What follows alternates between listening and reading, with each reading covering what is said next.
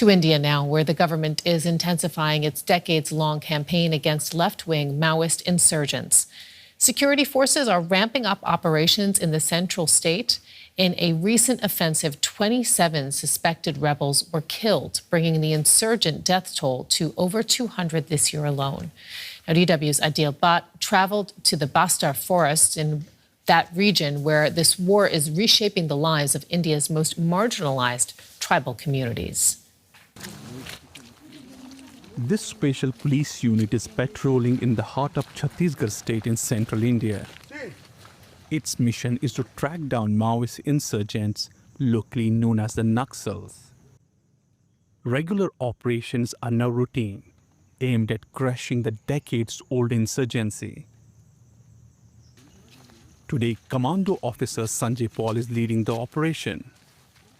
He says the dense forests of Bastar district in Chhattisgarh are a perfect hiding place for Naxal fighters and their ambushes.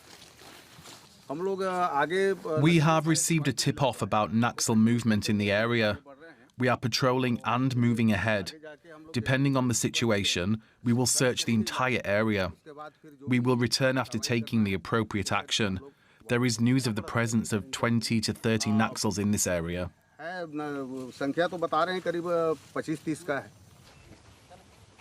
The Maoist movement in India started in 1967, when the villages of Naxalbari in the state of West Bengal rebelled against landowners. Since then, the Maoists have waged a shadow war with the Indian state. They claim to be fighting for the rights of marginalized indigenous groups. These Naxals were once farmers, fishermen and workers. The tribal community of India is the poorest.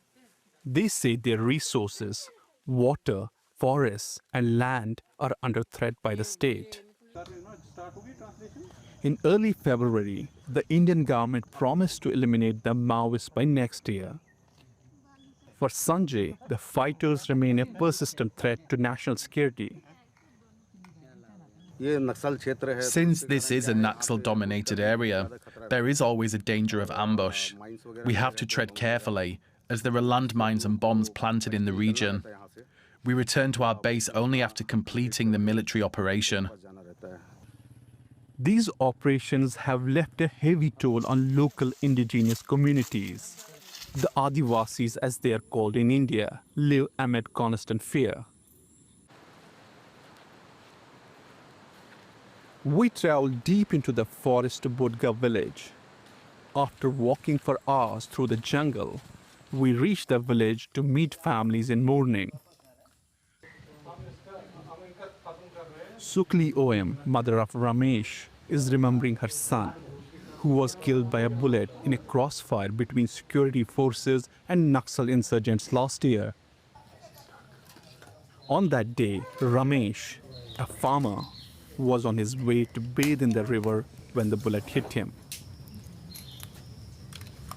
After my son's killing, we fear leaving our homes and my life has changed. Now, whenever the police enter our area, villagers like me hide inside their houses.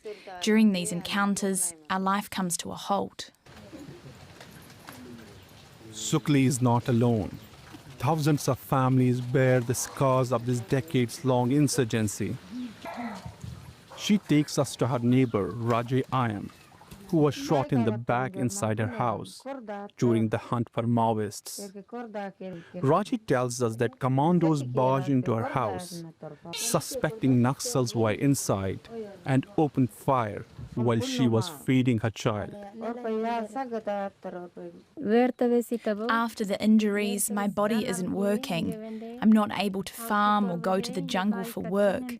My body has been almost paralyzed by the injury, and I'm barely able to walk. Whenever I go to the forest and see soldiers, I fear they might kill me.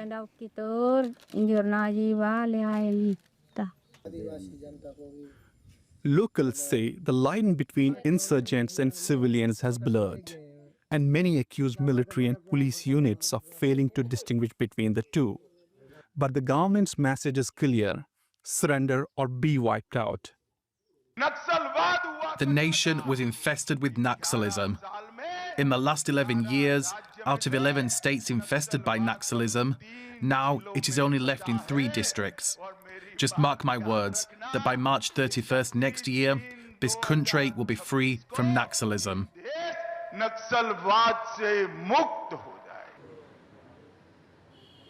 This hardline approach has triggered a wave of surrenders. Today at this police station in Bastar district, a dozen Naxals have turned themselves in.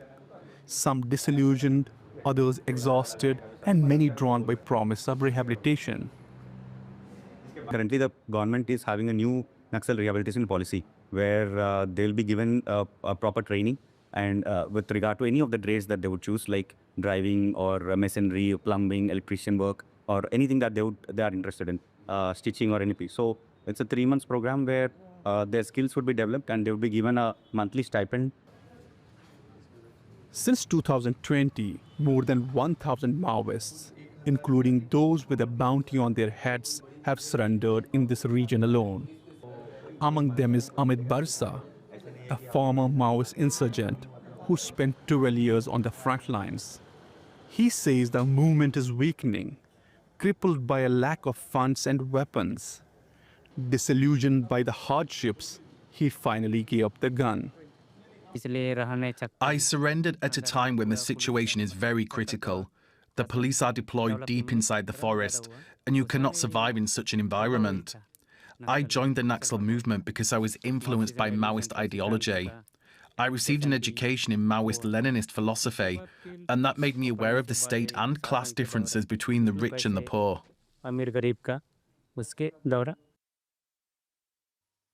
The number of fighters hiding in these jungles is now dwindling. Yet the government's campaign to eradicate the Naxalite movement is seen as controversial. And the security forces are often accused of human rights abuses and arbitrary arrests. Lawyer Bella Bhatia represents the region's indigenous Adivasi people in their claims of human rights violations by the state. And so it's now, nearly 2 decades of very intense kind of a warfare where the Adivasis here have seen the worst kind of human rights violations, that have taken place here. They have seen deaths at close quarters. They have seen sexual assault, rape, houses being burnt, not in 1 or 2 villages, but hundreds of villages. Back in the village, Sukli Oim carries her grief in silence. Her son is gone, and so is her trust in both sides of this long, brutal conflict.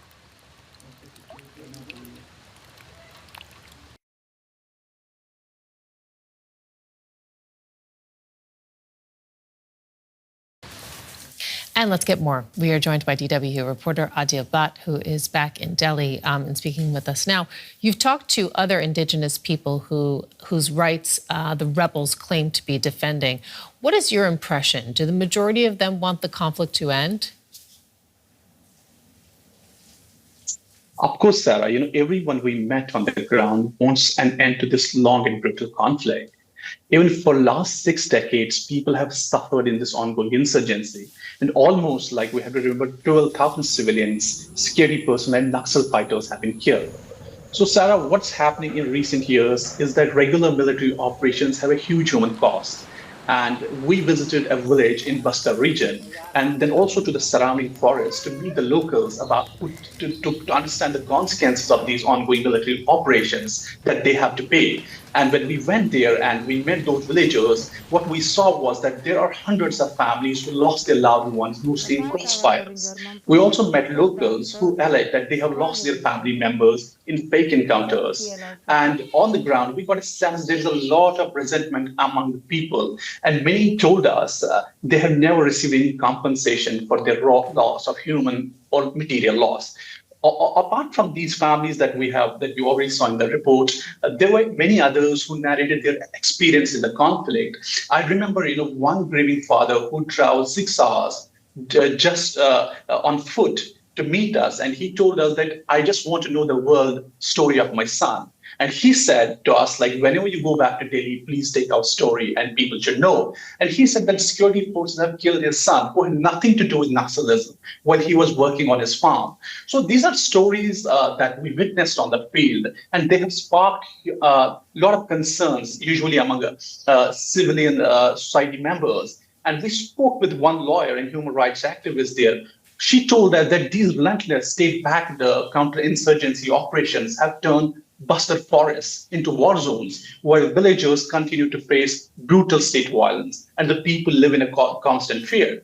So she also said one important thing that I still remember. She said that this conflict has turned Bastar into a graveyard. I kind of got a sense that people are really miserable out there, and they told us that they don't even have a way out of the situation, how to come out of the situation. Prime Minister Narendra Modi's government has pledged to end Maoism by 2026. How realistic is that?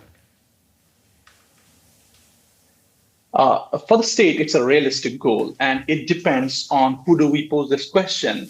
If we ask this question to the government says it's a realistic goal, and they're close to achieving it. But if you ask the same question to analysts or activists on the ground, they will differ and say that it's impossible to completely dismantle an ideology, especially when it draws inspiration from an ideology rooted in claims of justice and class struggle.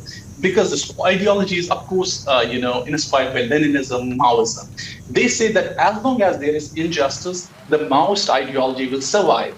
So far, but if we talk to the government's efforts, they have launched successive targeted military operations in the last 1 year, and thus we're talking about 2024 to 2025 as the bloodiest period for Maoist insurgents. And we saw recently the Chief Minister of the state of Chhattisgarh has said that they have 400 Naxalites.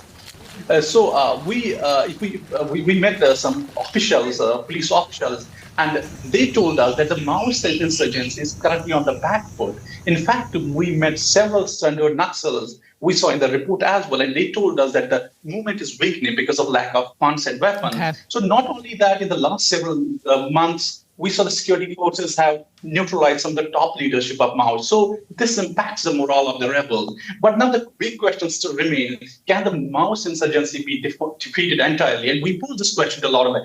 They said we have to wait for this till next year. DW reporter Adil Bhat, thank you. And for more on this, let's bring in the journalist Kishalay Bhattacharjee, who joins us from New Delhi. Now, what's your assessment? Are we approaching the end of a conflict that has lasted for many decades? Well, it is perhaps one of the most decisive of the government initiatives, operations that we have witnessed over the last several decades. But it's too early to say whether it is conclusive. Because even the government forces are not very sure of the actual strength and influence of the Maoists across this region. Bastar, from where the story you just now played, happens to be one of the subcontinent's richest regions, but totally stateless, dispossessed, and with people fighting for basic rights. And that is the kind of vacuum where the Maoists or the left-wing extremist guerrillas found their bases in the most dense, unmapped areas of the country. So like I said, that the decisive step, of course, is that the government has been able to penetrate into some of their bases, which otherwise was completely unmapped, and has been able to strike a blow, also ensuring a large number of surrenders, along with neutralizing a large number of cadres, but really too early. Now, how big of a threat is this far-left Naxal movement to the ruling BJP government of Narendra Modi?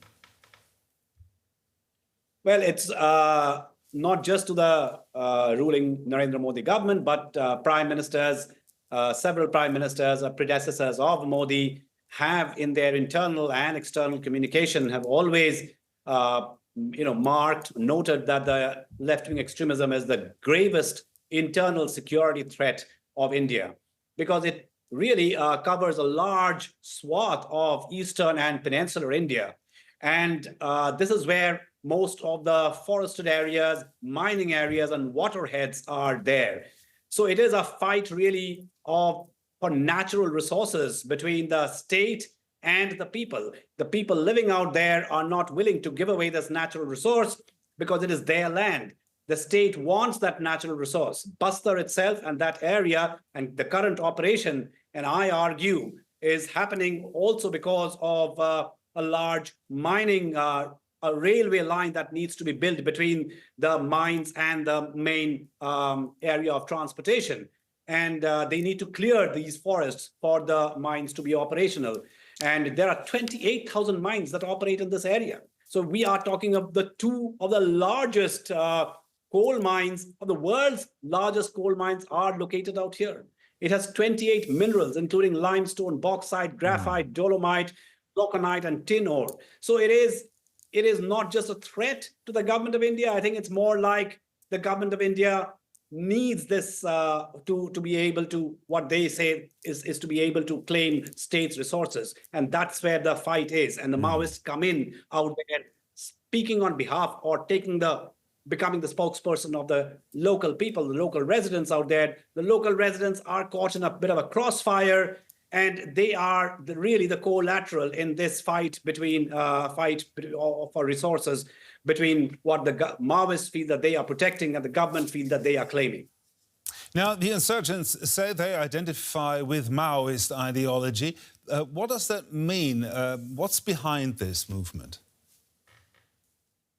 Well, this movement goes back to 1967. It was an extremist left movement that started in a place called Naxalbari, from where the movement takes its name, and they're called Naxalites or Maoists.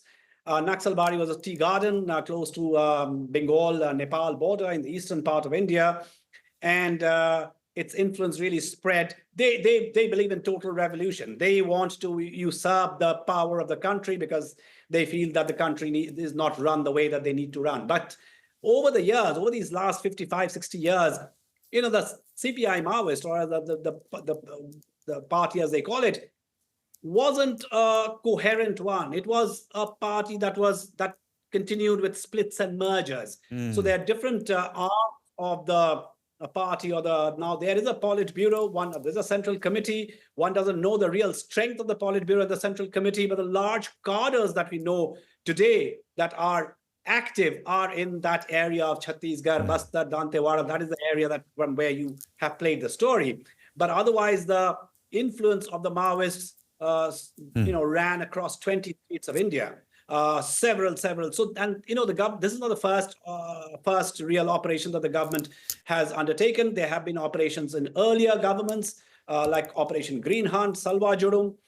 Each time the government made advances or gains, haven't been able to consolidate really those gains, because some of the issues that the Maoists face are really basic issues of land rights and human rights. The journalist Kishalay Bhattacharjee, thank you very much for sharing your expertise with us.